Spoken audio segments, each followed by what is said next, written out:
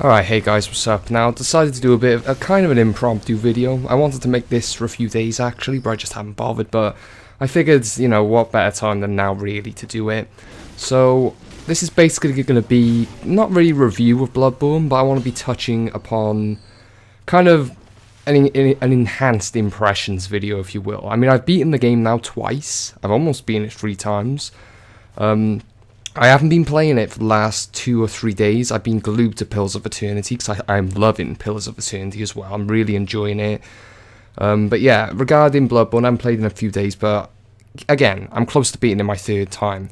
What I really want to talk about, I'm not sure exactly what I'm going to title this video, to be honest, but I want to touch upon a lot of the negative stuff in the game that I found.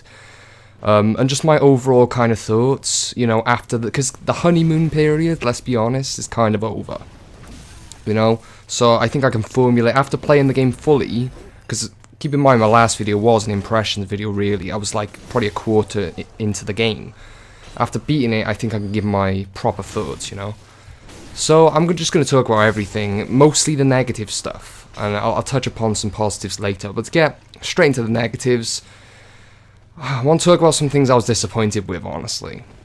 Now, probably my biggest disappointment in this game, arguably my biggest disappointment, is the lack of weapons and armor in the game. The lack of weapons and armor sets. Really disappointing. I've got to say that 12 or 20 weapon rumor that we were hearing before the game was out wasn't a lie. Let's just put it that way. I think there's about like 15 weapons in the game.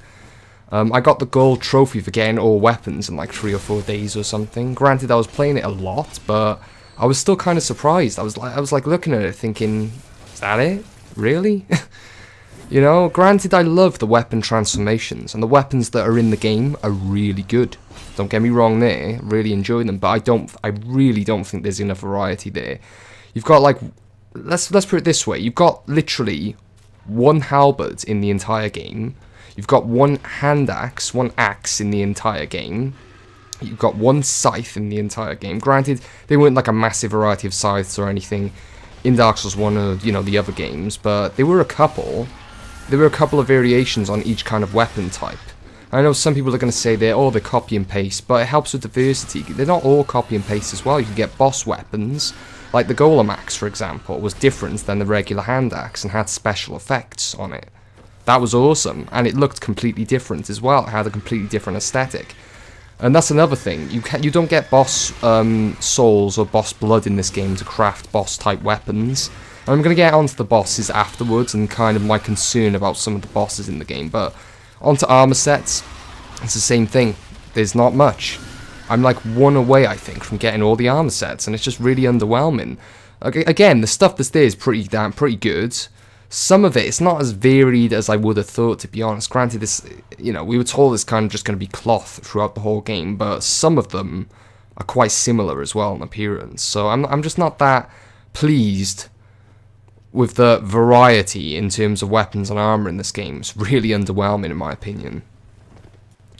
I kind of touched upon bosses earlier, so to touch upon that a bit more and talk about it, remember, I got a list here of things I've written down that I want to talk about. So, lack of weapons and armor is one of my biggest concerns easily. But some of the bosses are too similar, in my opinion. They just are. And some of them I flat out just don't like at all. I just don't like their movesets. I don't like the way they're designed. I think they're pretty bullshit, to be honest. Bosses being too similar. Things like the Cleric Beast, Vicar Amelia, the Bloodstarved Beast. Some of the bosses... optional bosses, like in the Chaz dungeon, are very similar to these guys as well. Not every boss, I was just going to say, a lot of bosses just feel like overly aggressive, bestial type enemies. People may say, oh, that's the point, that's the setting and everything, but it gets kind of old, honestly. You know, when an enemy's just charging towards you, swaying their arms around, it just gets old. And, you know, it's not like I'm having trouble with the game, it's really not. Like I said, I've beaten it almost 3 times, so to come here and say, no, I'm getting mad because I'm dying or whatever, no, it's just they don't feel that interesting to me. They feel very samey, some of the bosses. Some of them are great. I love some of the bosses, like Father Gascoigne I really like because he has multiple forms, and like his theme music, it just keeps like getting more intense as the boss fight goes on, which is really cool as well. He transforms during the boss fight, and his moveset just changes, and it's just a really cool fight. Spoiler alert if you haven't beaten the game, okay? But there's a boss fight, Gaiman. Really, I enjoyed that boss fight, I gotta say. I really like the music there, the setting, his moves, all that stuff. But yeah, my point is, some of the really good standout boss fights for me are few and far between. I don't know. And some of the tracks are great. Some of the music tracks are great. Some of them, can't really remember too well, let's just put it that way. One boss I really don't like is Vacuous Rom, the spider down in the lake. I don't like that boss at all.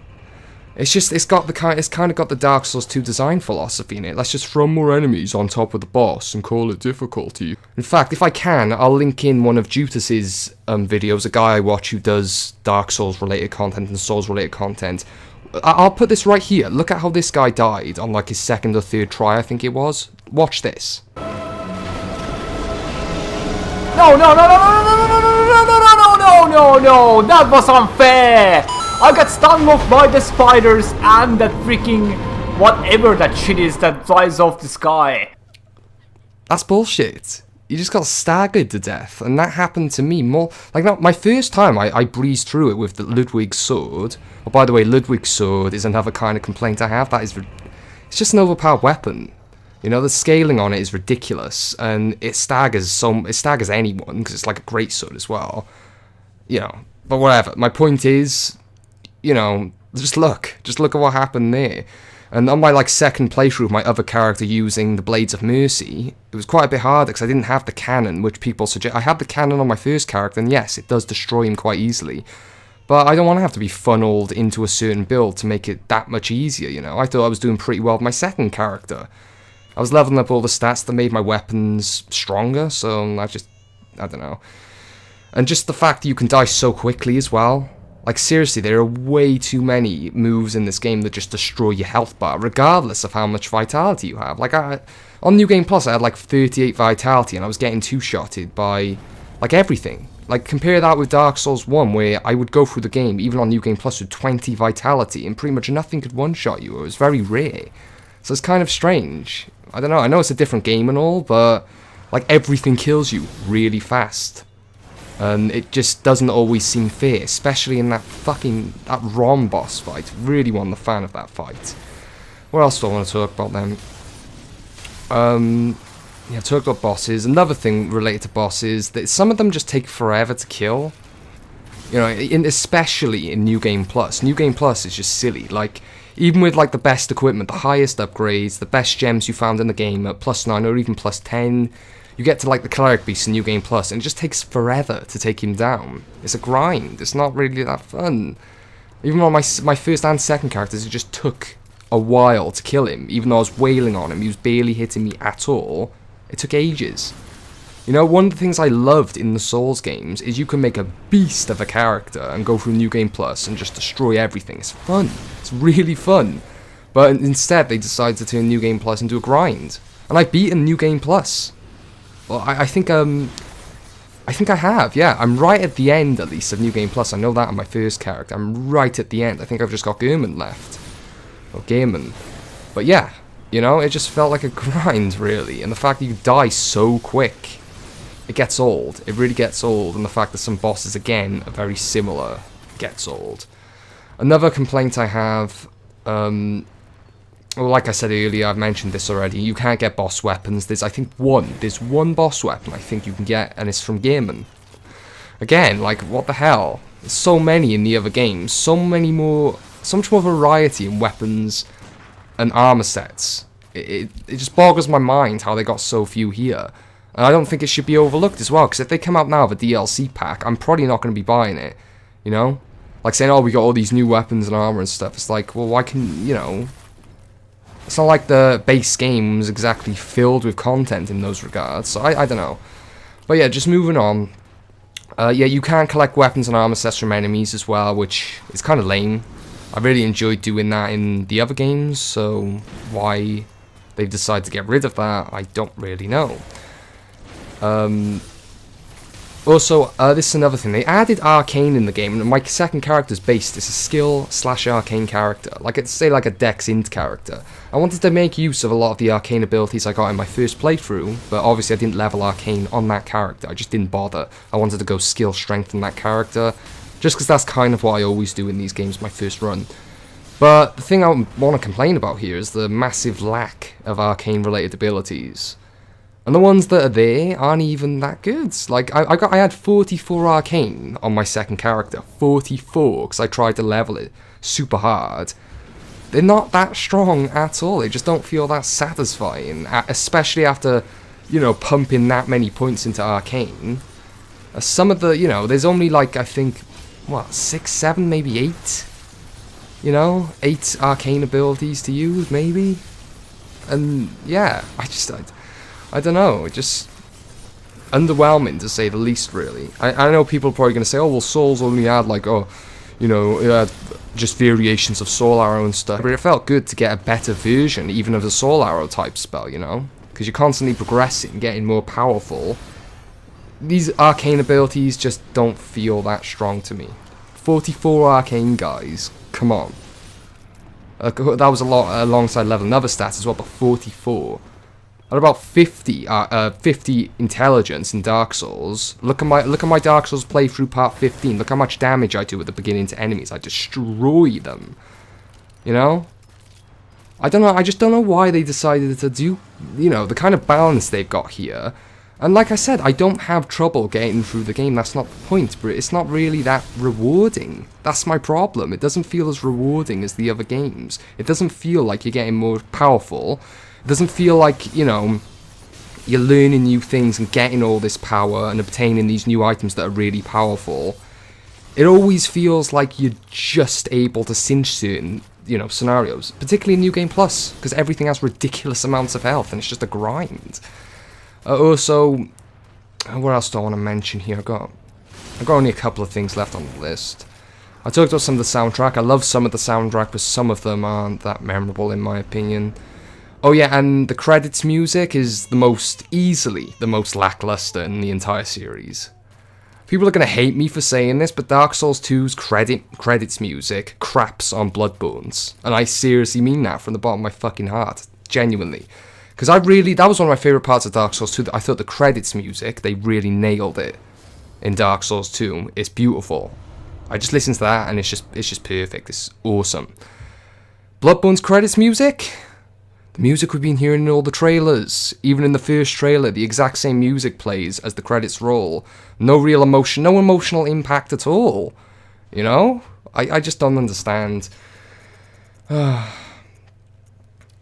So yeah, I honestly, I know a lot of people are going to hate me for making this, and there's going to be a lot of people arguing with me now in the comments, but that's how I feel, guys. You can't really argue the fact that there's not as many weapons or armor sets as the other games, which is my primary concern. That's a fact. You can argue a lot of the other stuff if you want. You can say, if you like the music, if you like all the music or some of the tracks I might find not great, that's fine. We've all got our opinions. This is my opinion, and, you know, I'm allowed to express it. The positives still stand from my last video, a lot of them. Like the graphics, I love the graphical style of the game. But that's actually one thing I wanted to say just to close off this video. The style of the game. I honestly think they've been quite limited. Look, I'm going to say this. Personally, yes, I much prefer the medieval fantasy setting over this Victorian Gothic horror setting. I do. And not to say I don't like Victorian Gothic type settings, horror settings at all, but it just didn't feel like they could do that much. They could add that much variety, and that was always a concern I had to a friend of mine. As soon as they revealed the game, we started chatting, and I said, you know, I hope there's going to be a big variety of locations, and there are a lot of locations in the game, but, you know, I meant in terms of, like, atmosphere and stuff, and it all kind of feels samey right up until the end. So, I don't know.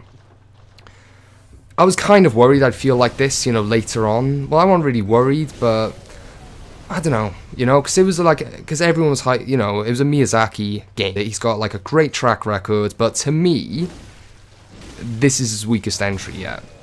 It's probably just a bit better than Dark Souls 2, but still, for me, it's just, it's nowhere near as good as Dark Souls 1, I'm sorry.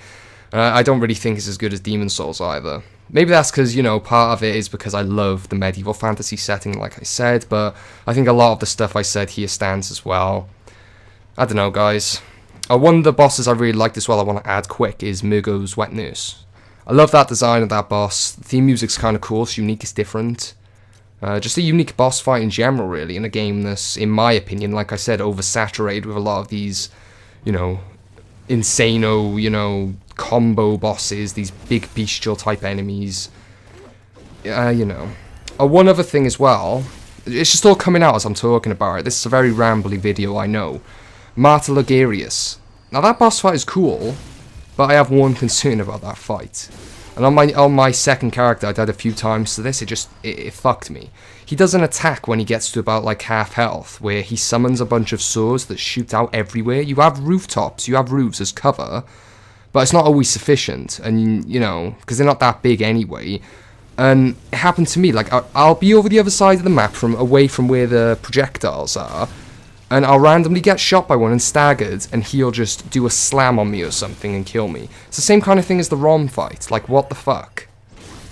You know, these kind of scenarios just didn't really happen in Demon Souls or Dark Souls, and to me, it just feels cheap. Like, some of the bosses just do feel cheap, and I hate saying that, but it's true. But yeah, really, that's it. It just feels like the most content-light entry in the series so far, and I don't know, it's just not too much my cup of tea. Like I said, I haven't been playing it for the last couple of days. I've been glued to Pillars of Eternity, and granted, those games came out exactly the same time, so, you know, I wanted to play both of them, but I'm going to be sticking with Pillars of Eternity for a while now. It just doesn't feel like there's not that much left to do at all with Bloodborne. And that's another one thing as well. The Chalice dungeons are the opposite of rewarding, in my opinion. I did plenty of them, hoping to get some kind of payoff, but no, all you get is items for doing newer Chalice dungeons. What the hell? And like, there's no real payoff now anyway. I'm one armor set away from getting all of them thing, and I don't think you get a new arcane out of it, so what is even the incentive, really? I don't get it. I just don't get it. But yeah, that's really all I want to talk about, guys. Let me know what you think down below. I'll catch you next time. Peace.